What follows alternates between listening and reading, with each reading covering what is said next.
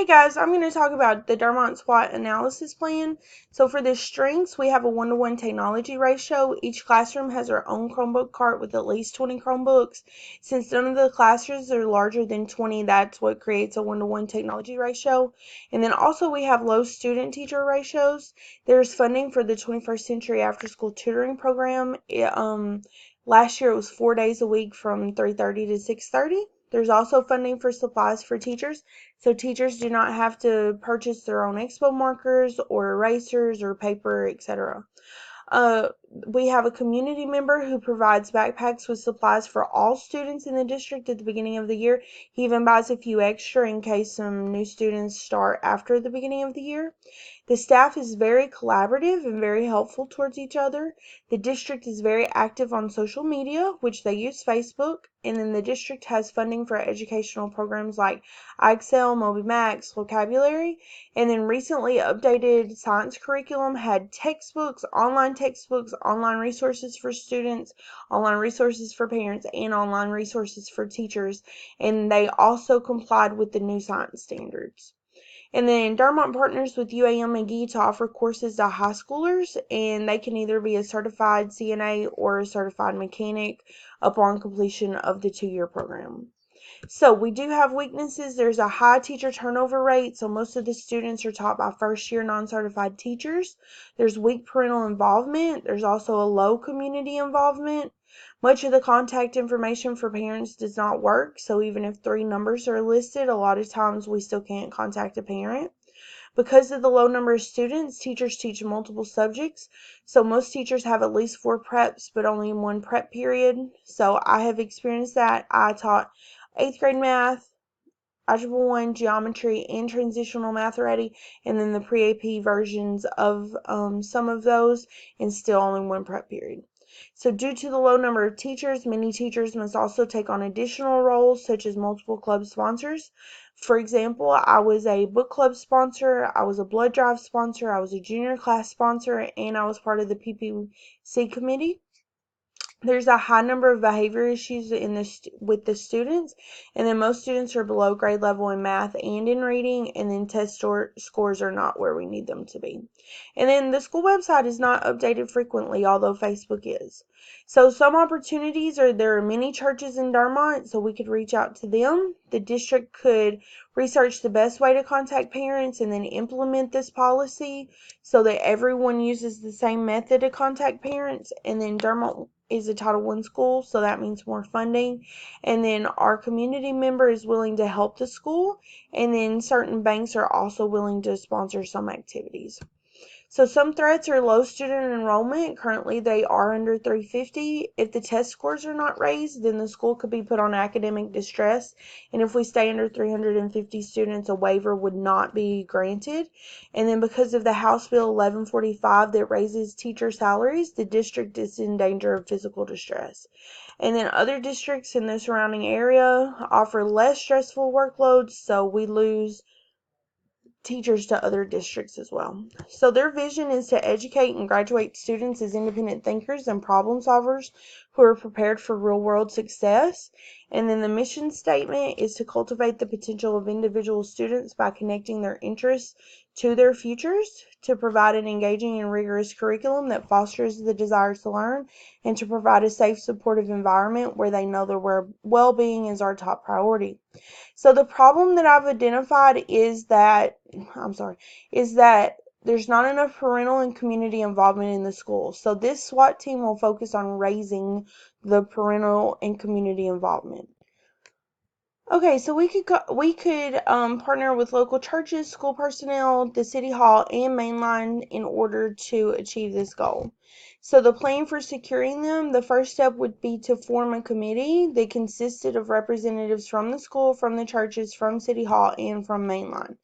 So some of those members would include the superintendent, the dean of students, the FACS teacher, because she's also director of the blood bank, and then elementary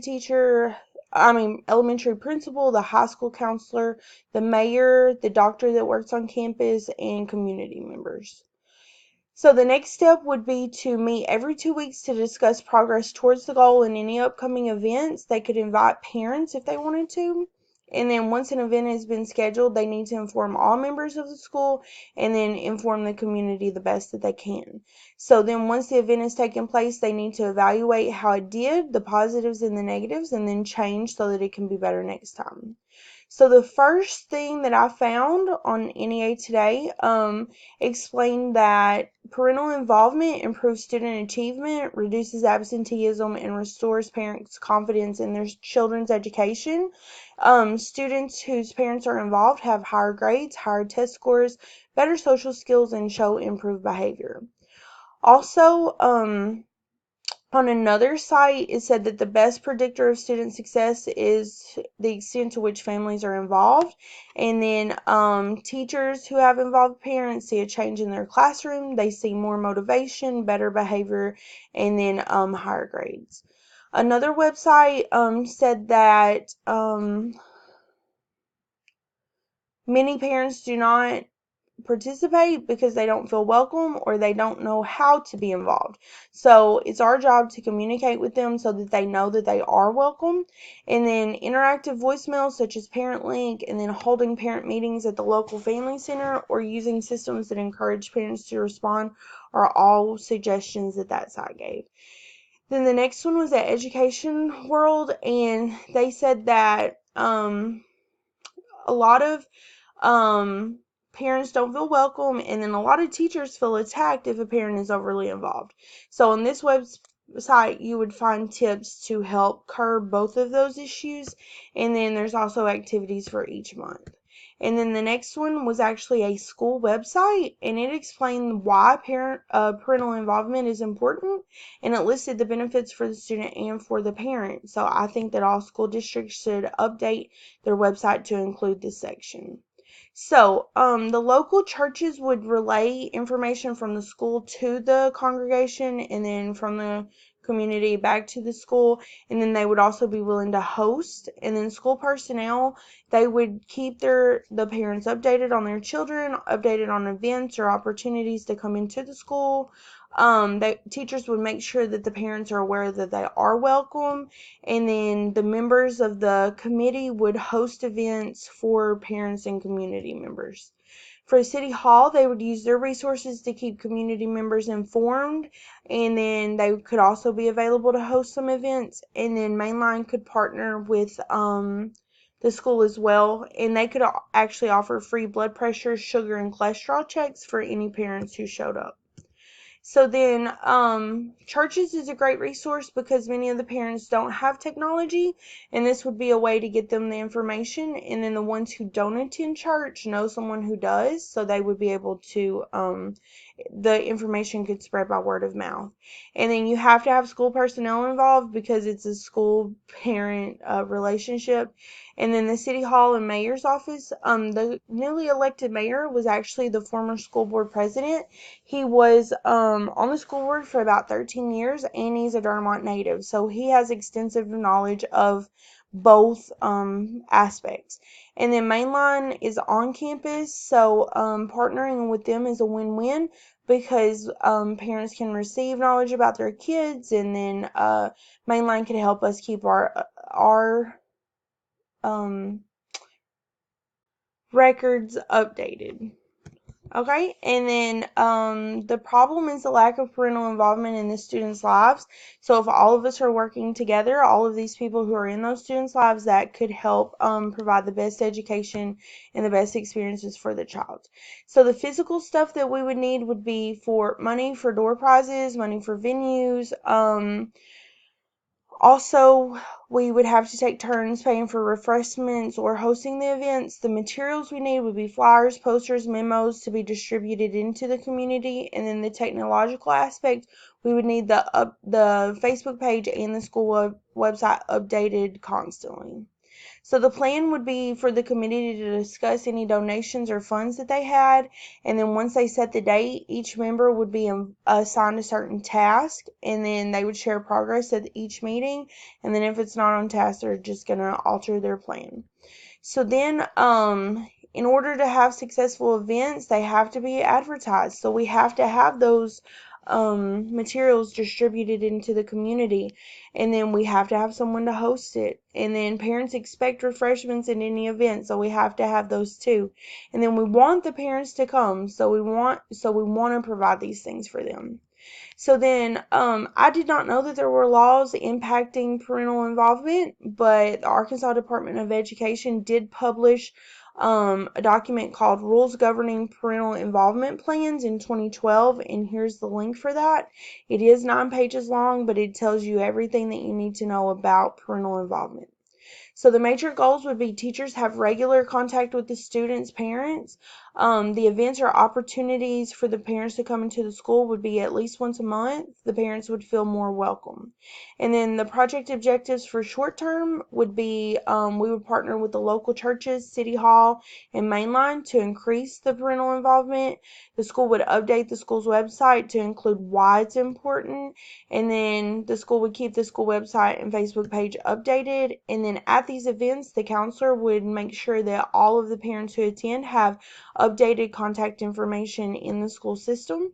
And then the committee would be formed and meet every 2 weeks. And then the committee would also brainstorm and organize opportunities for the parents to come into the school. So for the long term, the school would maintain its current community partners and then seek more community partners.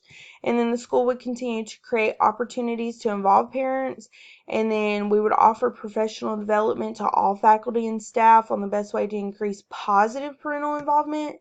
And then the school would continue to keep an updated online presence.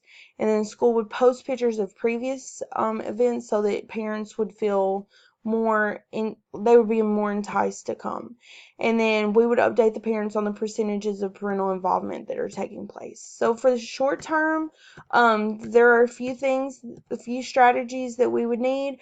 We would need to use our web page and our Facebook page to inform the parents. The first meeting of the parental community involvement would be in August. At open house, the committee could also poll the parents to see what they would like to attend. The local churches, City Hall, Mainline, they would all announce that we're all partnering together this year to work on this. So the parents would know that we're all in this together this year. So for the long term, we have several strategies as well. And then that would be that we seek to add members from other local organizations to the committee. The school would continue to update its website and Facebook page. At the event, we would thank the parents for coming and we would provide door prizes. And then the committee would adjust their plans as events pass. So if something works, we'd do it again. If something didn't, we wouldn't try it anymore. And then the committee would try to contact parents who are not coming and see what they could do to help them attend. So the results that would be expected would be to increase parental and community involvement in Darmont School and therefore increase student achievement and lower behavior issues. So the parents and community would be well informed on the progress of these goals throughout the year, and that would be posted on the website and then also in the lobbies of our community partners. More parents would attend the events created for them and feel welcome. The school environment should reflect that of one where the majority of parents are involved. And then through these activities, the school would improve academically and environmentally. So hopefully this would attract more students to the district and teacher-parent relationships would become more positive.